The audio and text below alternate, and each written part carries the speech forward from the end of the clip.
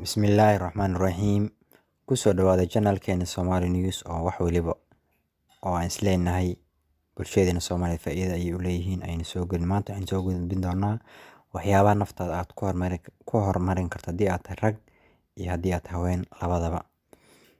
Marka ugu horreyso oo doonaysa in naftaada aad horumariso, waxaa loo baahan yahay inaad wixii aad ku horumarin lahayd in marka ugu horreysa aad ku riyoto ama aad niyadda gashato.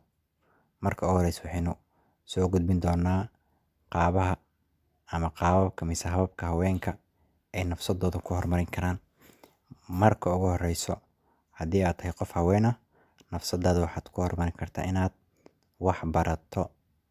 Waxbarashada ayaa waxa ay tahay shayga keliya ee aad kaga horumari karto qof kaa horreeyay. Haweenkeena Soomaaliyeed inkastoo boqolkiiba boqol ay wax bartaan jaamiciyiin ay yihiin, haddana markii horumar la fiirinayo, haweenka wax bartay awlaadooda iyo nafsadooda ayay intaba anfacaan. Markaan leeyahay nafsadooda ayay anfacaan, waxa weeye ayaga ayaa nafsadooda u shaqaysto, halka markii ay awlaad dhalaan, awlaadoodana waxbarashadooda iyo tarbiyadooda ay u wanaagsanaato. Habka labaad oo haweenka ay ku horumarin karaan nafsadooda ayaa waxa ay tahay inay wanaag waliba la yimaadaan, inay wax xumaan oo dhan ay iska reebaan, in wixii niyaddooda u wanaagsan ay qabtaan. Haweenka labadaas ayaa ugu muhiimsan. Ragga ayaynu u gudbi doonaa. Ragga waxyaabo fara badan ayaa loo baahan yahay si nafsadiisa uu u horumariyo, oo ay ugu horreyso inuu waxbarasho dhammaystiran uu qaato, ha ahaato midda nafsadiisa anfacaysa iyo ha ahaato midda diintiisa anfacaysa intaba. Inkastoo haweenkaba ayaguba dhankaas ay kaga siman yihiin oo ay tahay shayga ugu horreeyo marka laga soo tago waxyaabaha kale. Sidoo kale haddii aad rag tahay, fadlan kordhi xirfadahaada aqooneed, maxaa yeelay maanta adduunku waxa la isku dhaafay waa xirfad iyo aqoon. Wixii aad samaynayso ama hadaf walba ama ujeeddo walba aad leedahay, qof waliba la wadaagin, maxaa yeelay waxaa laga yaabaa fikrad aad haysatay in markii aad qof kale aad u sheegto uu kaa xado amaba uu fursadaas jaaniskeedii helo, halkaana oo adigii ama uu kaga faa'iideysto. Halkii adiga aad sugaysa aad maqasho heblaayo ama hebel ayaa furtay meel heblaayo oo aad adigana ku taamaysay, adigoo niyadda gelinayo in qofkii aad u sheegtay uu ficilka ku dhaqaaqay. Tusaale ahaan ayaan soo qaadan doonaa.